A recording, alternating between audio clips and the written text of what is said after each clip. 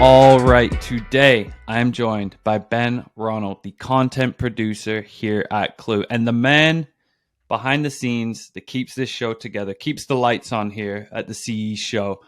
The reason I brought Ben on, not just because he's one of my favorite people at Klue, it's because he had a large involvement in the release of our Competitive Battlecards course that just came out just about a week ago now during Compete Week. So Ben is joining us today to share a little bit about what went into it and some of the learnings that he had. Ben, welcome. Adam, thank you for having me. It's super exciting to get to share the course with the world, number one, and then for me to kind of put on my best journalist hat and report on the findings because I sure didn't know a lot about battle cards when we started, but I sure do now, and it's fun to share that with people. Yeah, to folks, let's go behind the scenes right away.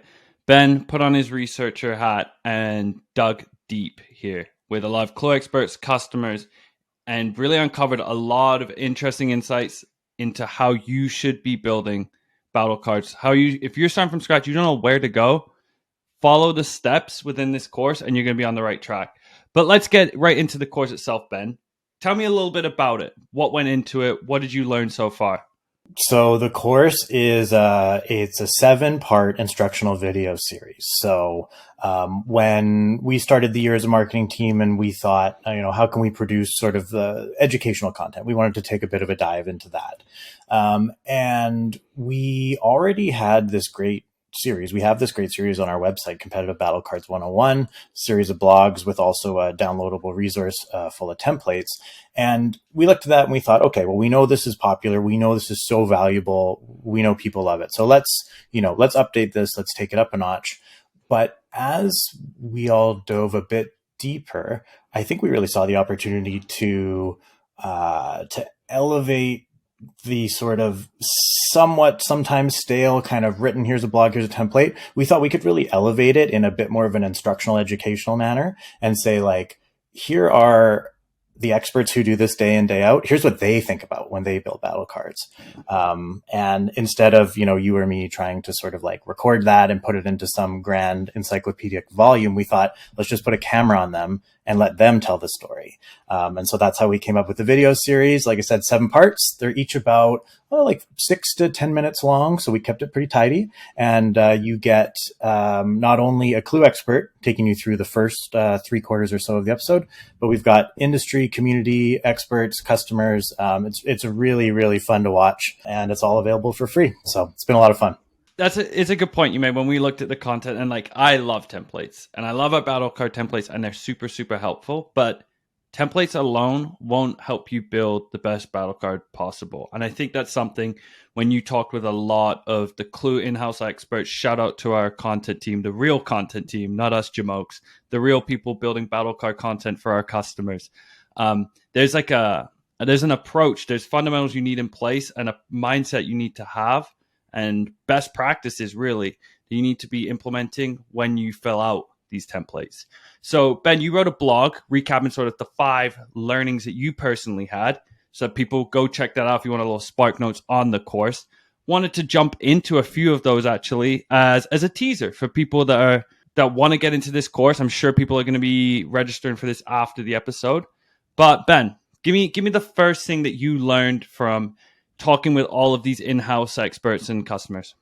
Okay, so the number one thing that I learned, the number one thing that came up over and over again with every expert I talked to was you need to be telling a story, not making a point. This is a point that Dave Washer, Director of Data Operations at Klue, brings up a lot and talks in depth about in his episode. But it's really the idea that good battle card content can almost never be boiled down to A plus B equals C. This, then that, therefore this. That's making a point. That's sort of solving an equation. But the nature of battle cards and communication and the day-to-day life of your battle card users is much more nuanced than that. So really what Dave told me passionately and what was repeated over and over again throughout all the experts I talked to was you need to get in the mindset of narrative building and telling the story of your company's value, not pointing to a function or a feature. And the 3 questions you can ask yourself to get there are, why is this piece of intel important?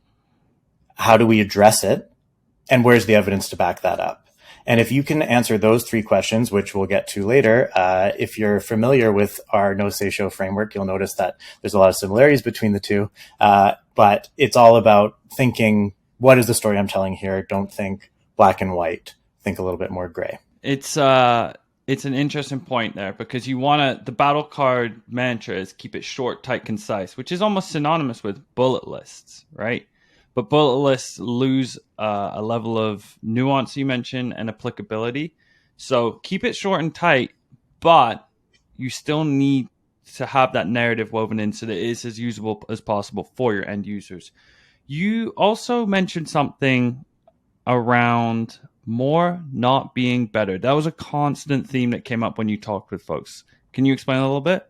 Yeah, that was sort of my most blunt learning, was because when we started the course, if you look at the Competitive Battlecard series that I talked about before, we've got 15 battle card topics on there that are all super valuable. They all have their place. So initially I thought, okay, well, great. Well, I'm just going to go talk to Dave. I'm going to say, what are the 15 most popular card topics? And then we'll just shoot a video of how to build each one. But Dave was visibly annoyed by the question when I went to him and said, what are the top 15 battle cards? Because to him, it's well, that's not how you should be thinking. That's not how our customers should be thinking. That's not how anyone should be thinking, because it's not about here are 15 cards and this is the way to go. And look, I get it. If you're new to this role and you want to put some deliverables on the board, I get it. But I implore you, don't just do a bunch to say you did a bunch. Really kind of slow it down and think, who are my battle cards for? Who are my users? Is it sales? Is it product? Is it marketing? Think about who are your main competitors, narrow it down to, okay, this is my primary competitor, my secondary competitor, and then move from there. But don't try to, which is our favorite thing to say here on the podcast, is don't boil the ocean all at once. So really don't think of it as how many battle cards can I do? Narrow your scope, think about what can be of the most value, start there, and then you can expand out. Yeah, focus on the value that you can bring first and foremost. Where can you lift the most weight? I mean, we've talked about before, even having something like a seller confidence survey, identify a competitor that might have the least knowledge on, or a common objection that's coming up. That can be sort of your leading indicator into where you can deliver the most valuable when building battle cards. And episode 3, Adam, it features Sylvia Rayner. She's a competitive solutions specialist here. And she talks in length about how you can get that feedback from your sellers, from your end users, and use that to help you prioritize your content efforts. So give that one a listen. It's all about putting together pilot groups and asking the right questions and trying to understand where you should prioritize your time. And if you can do that from the hop, you'll be in a lot better shape. You won't be as much at risk of making 20 battle cards just because. This is a perfect segue to point number 3, which is around internal intel. So in the point with Sylvia there, engaging your stakeholders, engaging your sellers. Also, sellers are often the source of some of the best intel. So what did you learn from some of your conversations? Yeah, what I learned is that there's really a limit to how much tangible value you can get from just publicly available data. Publicly available data helps paint a picture, and there's this obvious value to it, and it's part of the full story. But really what I heard over and over again is that it's your end users that have the information you need to make you better at your job. And so, as we just mentioned with Sylvia's episode, it's really about how do you systematically and in an automated way, in a regular way, how do you touch base with your end users, with people in your company to understand what they want to see in compete content. And that's sort of step one with internal intel, is it helps you directionally. But then also those are the people who often have the best kind of content to actually go on the cards themselves, in order for you to win more business, to really build a battle card that gets used by sales. So really over and over again, I heard the best stuff is internal. You just have to find out how to unlock it. I feel like we're going full circle here, because you mentioned that internal, start with a small pilot group, really run it by a group of sellers or experience that will provide you with the content that you need to know. Because these are the people They're out there doing it. It's literally something that came up in our first ever episode of the podcast when I had Alex Organ from the Klue team here. Was start small with a pilot group, work closely with those top sellers because they're the people that understand the competitors best really right now, and they're going to help your job exponentially. Help me help you. That's kind of the mantra here. So I like that that's a little full circle from the first ever episode on the CE show. One more, I think, what are we at, 0.5, 0.4? I've lost track. There's so many good points to be made from this course, Ben. But the next one is around, and this is something that often gets, it seems obvious, but also overlooked, and it's keeping your battle cards up to date. No duh. But interestingly, if you were at Compete Week, Hunter Sones, who is our competitive solutions specialist, also part of the course, mentioned that when he's done battle card audits with prospects and customers, well, mainly prospects, but 1 in 3 folks don't have any time stamping on their battle cards, proving that their battle cards are up to date. So Ben, why is having your battle card up to date the most important thing? I think it boils down to reliability. And reliability really is everything when it comes to adoption of your content. And reliability, when you break it down, comes down to 2 things in a battle card: accuracy of the information and also the timeliness of it. I think it's worth pointing out, again, like I feel like you said, these are kind of does, right? It's like, well, of course, that's what reliability means. But I think what people miss is that it's so important and it's in your control. This is not a nuance kind of thing where it's of interpretation. You know, a big reason I found why Intel becomes inaccurate is not because it's entirely false, but because it's just grown out of date. You know, it once was true, but now is no longer the case. So you just need to be deadly serious about keeping your cards up to date. And one way you can do that, which is, again, this is something that's within your control, is doing a timestamp, a date stamp. This card was last updated. You know, you're not going to be able to have your cards updated, you know, to the minute, obviously, but the more that you can just leave that date stamp as a point of, you know, reliability, a point of, you know, confidence, it should inspire confidence in your end user. So I think the biggest thing with this one and why it made the list is because it's so obvious that sometimes it gets forgotten or it gets undervalued. I think there's one thing to add on that too that I found interesting from what I've learned from Hunter, which is I learned through Hunter from this experience. It's that timestamping, yes, reliability, sales can trust it. But if you also say this was verified by Ben Ronald on June 16th, 2022, you're also putting a face to the name. This is the person that's verifying this. And that's something that's so important. We've talked about ad nauseum on this podcast is internally branding yourself as the Compete expert, as the go-to person. People within Compete really need to build that internal brand, especially amongst their sellers. And this is just like one small thing you can do, but it has a ton of value. Is I'm the person that's checked this, vetted this. Next time a seller's thinking, oh, that's what Ben does at the company, I'll go to him next time there's a competitor coming up in a deal. I know we wanted to keep this one concise, and we brought up Hunter already, and he delivers a really interesting episode within the course all about structure, which is your 5th and final point on what you've learned so far. Yeah. So, I mean, the fifth point is, you know, structure is everything. On its most basic level, battle card building is about distilling a lot of nuanced information into a way that's digestible and usable. You know, it's communication, and communication gets kind of messy. And that's why, you know, people use frameworks with communication to help make the skeleton easier to build so that it frees you up to build more meat. Like, for example, and we could probably just cut this out, but I'll say it anyway. You know, my university training in political science, they really hammered us on what the structure of an essay should look like. And to the point now where I actually use it almost in my day-to-day life, professional life. I don't need to think about like, oh, what are the parts of the structure? I just need to think about what goes in it.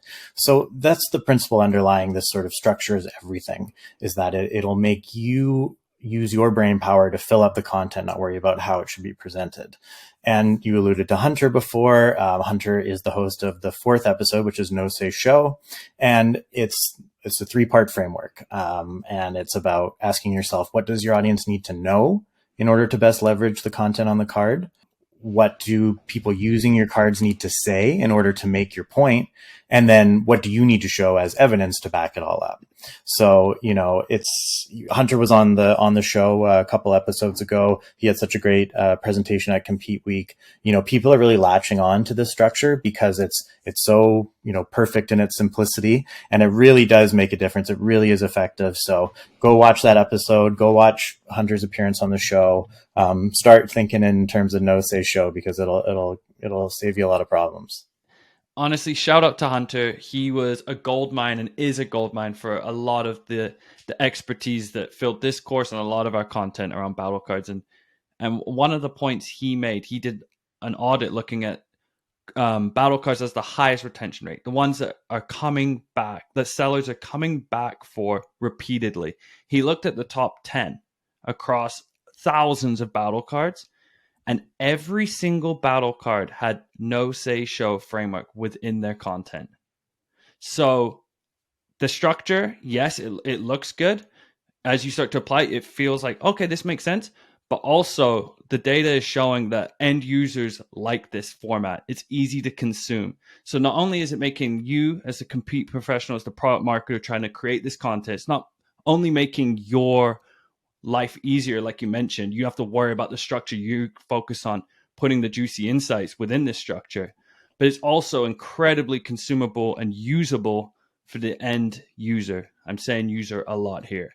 It's why all pop songs are in 4/4 timing, and it's why the 3-act structure is like a tried and true structure in storytelling, right? Like it's familiar. So not only does it work, I mean, that doesn't mean that your structure can, take the place of bad content. It's not like that at all. But what your point is, that the structure works from a builder point of view, and users like it. And when they start seeing it and they get familiar with it, it's going to be stickier. It's going to make them come back over and over again. So folks, if this didn't sell you to take the course now, I don't know what will. Don't just take Ben and I's word for it. There's already been hundreds of people downloading the course. There's a ton. I can't overstate the expertise that we got to enjoy sitting with for hours, and you'll get to enjoy for 10-minute spurts, and you'll still get a lot of information from it. So check out this course. Follow up with us. Let us know what you liked, what you want to hear more of, what you maybe want to see us improve on. This is our first time. We're building the plane as it flies here, so we love any and all feedback. Ben, is there anything else you want to share about the course before we leave here? Definitely co-sign Adam's request for feedback. I really would love to hear what you liked and didn't like.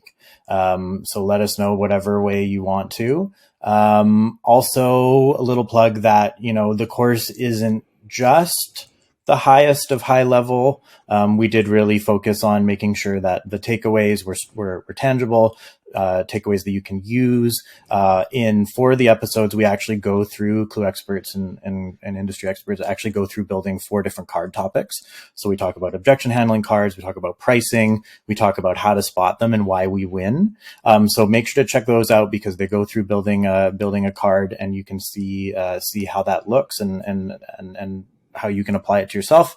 And then the last thing would be that once you register for all the free courses, we have a bunch of bonus resources there. So resources that either we haven't released yet or that have just been sort of kicking around, but we brought them all in one place. So it's a real nice sort of menu that you can choose from, and it's free. You get full access all the time. So come and leave as you please. People. It's free, people. It's like the breadsticks at Olive Garden, except for way more filling. It's not just empty carbs. And on that note, I think I need to show myself out.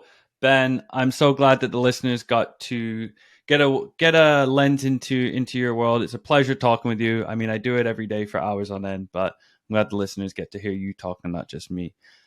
Folks, check out the course. I've said it 82 times, but I'll say it for an 83rd. Check out this course, please. And with that all said, we'll catch you next week.